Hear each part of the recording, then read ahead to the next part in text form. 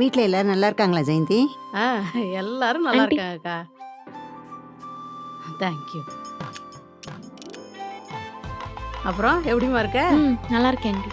ஆ பொண்ணு மகாலட்சுமி மாதிரி ரொம்ப அழகா இருக்கா. பின்னென்ன, என் பையன் என்ன சும்மாவா? அவன் இருக்கிற அழகுக்கும் அறிவுக்கும் ஏத்த மாதிரி தானே பார்த்துருக்கேன். சரியா சொன்னக்கா. சாரிக்கா, என்னால தான் கல்யாணத்துக்கு வர முடியல. சரி விடு, அதனால என்ன இருக்கு? ஆமா, நான் ஒன்று கேட்கணும்னு நினைச்சேன். ஏன் மதனுக்கு இவ்வளோ சீக்கிரம் கல்யாணம் பண்ணீங்க? இன்னும் கொஞ்ச நாள் கழிச்சு கல்யாணம் பண்ணியிருக்கலாம்ல? கரெக்ட் தான். ஆனால் முன்ன மாதிரி என்னால் முடியல ஜெயந்தி. வீட்டில் ஏதாச்சும் வேலை செஞ்சாலே எனக்கு ஒத்துக்க மாட்டேங்குது. சமைச்சு போடவும் வீட்டு வேலையை பார்த்துக்கிறதுக்கும் ஆள் வேணும்ல. அதனால தான் சட்டு புட்டுன்னு கல்யாணத்தை முடிச்சு வச்சுட்டேன். அப்ப இனிமே உங்களுக்கு ஃபுல் ரெஸ்ட் தான் சொல்லுங்க. ம், சரியா செஞ்ச போக்கா. இவ்வளோ நாள் தான் வீட்டை பார்த்துக்கணும் புள்ளைய பார்த்துக்கணும்னு இங்க இருந்த. அதான் மருமக வந்துட்டால, அவ கிட்ட விட்டுடு, அவ பார்த்துக்கட்டும். நீ 1 மாசமோ இல்ல 10 நாளோ என் வீட்டில் வந்து ரெஸ்டடா. அவ்வளோதானடி, வந்துட்டா போச்சு. அப்ப இனிமே உனக்கு ஃபுல் ரெஸ்ட் தான். ஆமா. ஊருக்கு வாக்கா, நான் பார்த்துக்கிறேன்.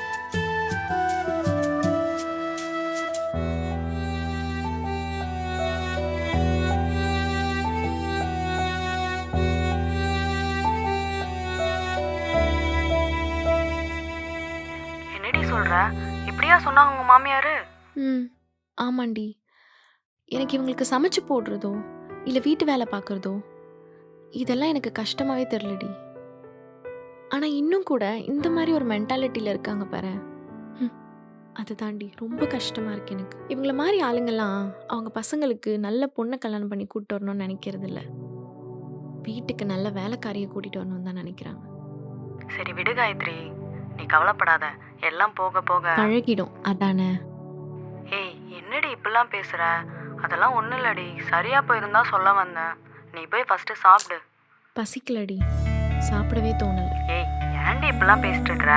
எல்லாம் சரியாயிரும். ஃபர்ஸ்ட் நீ போய் சாப்பிடு. சரிடி, என் ஹஸ்பண்ட் வர டைம் ஆயிடுச்சு, நான் நாளைக்கு பேசுகிறேன்.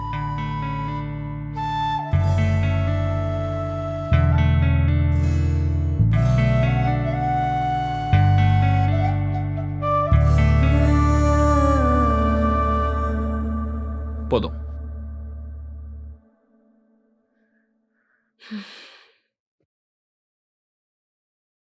காயத்ரி, ம் நீ சாப்பிட்டியா? நான் சாப்பிட்டேன். ம்.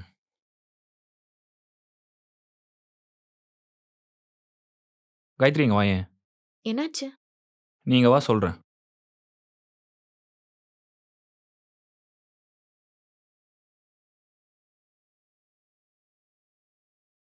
நான் சாப்பிட்டேங்க. பரவாயில்ல. இப்போ என் கூட கொஞ்சம் சாப்பிடு. ம்.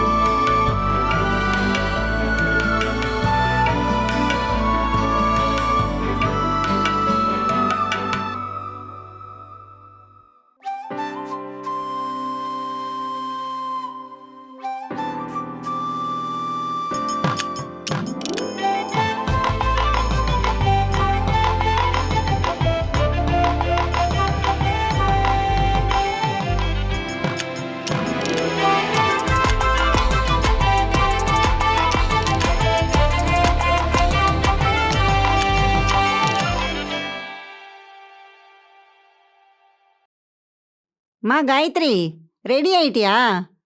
சீக்கிரம் வா, டைம் ஆயிடுச்சு. இதோ வந்துட்டேன் அத்தை. என்னம்மா இது?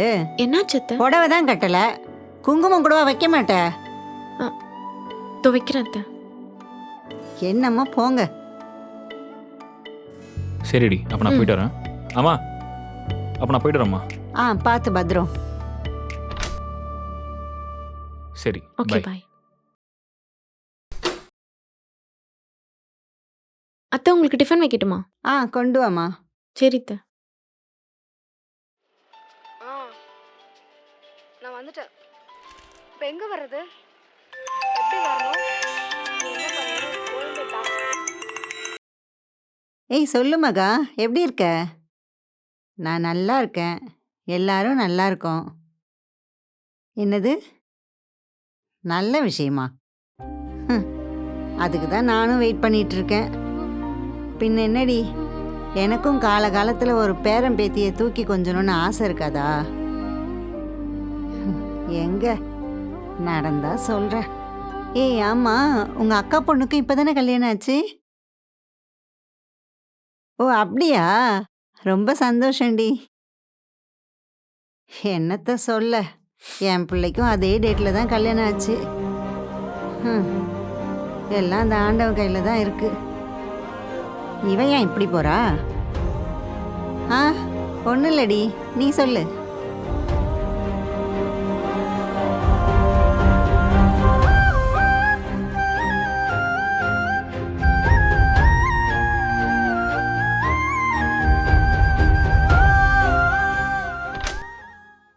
மா, காயத்ரி, அம்மா. வாடா. மா, எனக்கு ப்ரொமோஷன் கிடச்சிருக்குமா. ஏய் சந்தோஷண்டா. கங்க்ராட்ஸுங்க. தேங்க்ஸ் காயத்ரி. இனிமேல் உன் புருஷன் மேனேஜரு. ஆனால் என்ன, போஸ்டிங் தான் சென்னையில் போட்டாங்க. சென்னையா? ஆமாம்மா. அங்கே போய் நீ எப்படி தனியாக இருப்ப? மா தனியாலாம் இல்லைம்மா. நீங்கள், காயத்ரி, அப்பா, நான் எல்லாரும் சென்னையே போயிடலாமா. என்ன விளையாடுறியா? அப்போ அப்பாவோட வேலையெல்லாம் என்ன ஆகுறது? மா அதான் எனக்கு ப்ரொமோஷன் கிடச்சிச்சில்லம்மா. அப்பாவை வேலை விட சொல்லிட்டு அப்பாவை நம்மோடய கூப்பிட்டு போயிடலாமா. எல்லாரையும் நானே பார்த்துக்கிறேம்மா. அந்த மனுஷன் அதெல்லாம் கண்டிப்பாக ஒத்துக்கவே மாட்டார். அந்த ப்ரமோஷனை இங்கே கொடுக்க சொல்லு. மா நான் அவங்கக்கிட்ட எவ்வளவோ கேட்டு பார்த்துட்டேம்மா. அவங்க முடியவே முடியாதுன்னு சொல்லிட்டாங்க. நான் என்ன பண்ணட்டும், நீங்களே சொல்லுங்கள். அப்போ இந்த ப்ரொமோஷனே உனக்கு வேணான்னு சொல்லிடு. மா என்னம்மா விளையாடுறீங்களா? எத்தனை பேருக்கு இந்த வாய்ப்பு கிடைக்காம அல்லாடிட்டு இருக்காங்க. எனக்கு கிடைச்சதை வேணான்னு சொல்கிறீங்க. அப்போ வேற என்னதான் பண்ணலான் இருக்க? அப்போது ஒன்று பண்ணுறோம்மா.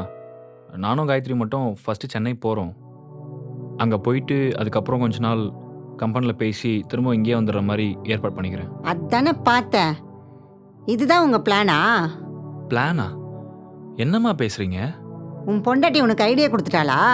நம்ம தனி கொடுத்தனம் போயிடலான்னு சொல்லிட்டு. ஐயோ அத்தை, சத்தியமா நான் அந்த மாதிரி எதுவுமே சொல்லலை. நடிக்காத. வேகமாக உள்ளே போகும்போதே எனக்கு தெரியும் அவங்கிட்ட ஏதோ பற்ற வைக்க போகிறேன்னு. இங்கே என்ன நடக்குதுன்னு கொஞ்சம் யாராச்சும் சொல்கிறீங்களா? காயத்ரி சொல்லு, என்னாச்சு? இப்போ சொல்ல போறியா இல்லையா காயத்ரி? ஆமாண்டா, நான் தான் சொன்னேன். தூக்கி கொஞ்சம் ஒரு பேரம்பேத்தி இல்லையேன்னு சொன்னேன். காயத்ரி மா என்னம்மா நீங்க? மா ஏம்மா வீட்டு அப்படி பேசுறீங்க?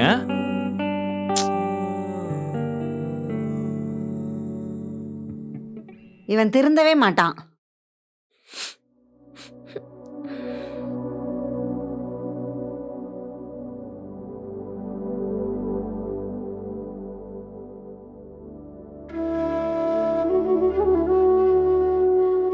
காயத்ரி, இந்த வீட்டில் என்ன நடக்குது?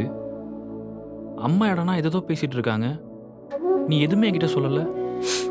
ஒன்றும் நடக்கலைங்க, நீங்க விடுங்க. சரி, அப்போ எதுக்கு இப்போ நீ இப்படி அழுதுட்டு இருக்க? அம்மா இப்படி கேட்டாங்களேன்னா? காயத்ரி, அம்மா ஏதோ குழந்தைங்க மேலே இருக்கிற ஏக்கத்தினால இப்படி பேசிட்டாங்க. நீ எதுவும் பெருசாக எடுத்துக்காத. அம்மா மட்டும்தான் இப்படி கேட்குறாங்கன்னு நினைக்கிறீங்களா? எங்கே போனாலும் யாரை பார்த்தாலும் இதே கேள்விதான். எவ்வளோ கஷ்டமாக இருக்குன்னு தெரியுமாங்க? ஏய், உன்னை மட்டும் தான் கேட்குறாங்கன்னு நினச்சிட்டு இருக்கியா நீ? பார்க்குறவங்களாம் என்ன கூட தாண்டி கேட்குறாங்க. உங்களுக்கு புரியலங்க. உங்களை கேட்குறதும் என்ன கேட்குறதும் ஒன்று கிடையாது. நான் இல்லைன்னு சொல்லும்போது ஏதோ என்கிட்ட தான் குறை இருக்குன்ற மாதிரியே பார்ப்பாங்க.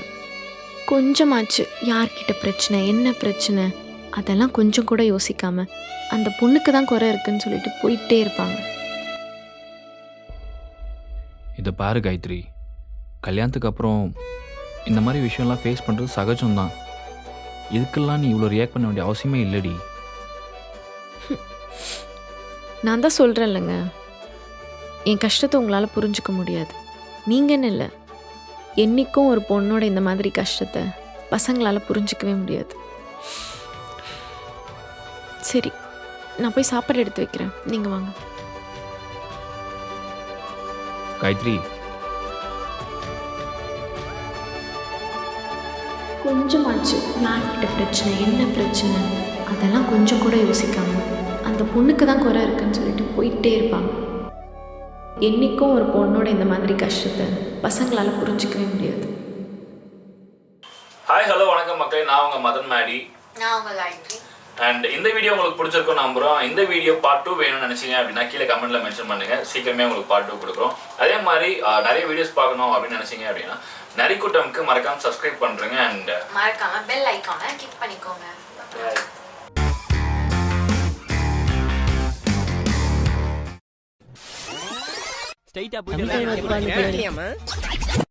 நாங்க ஒரு நரி கூட்டம். இன்னைக்கு என்ன பண்ணலாம்? இன்னைக்கு என்ன பண்ணலான்னா என்ன என் அம்மா வீட்டுக்கு கூட்டு போறியா? சி சொல்லு மதன்.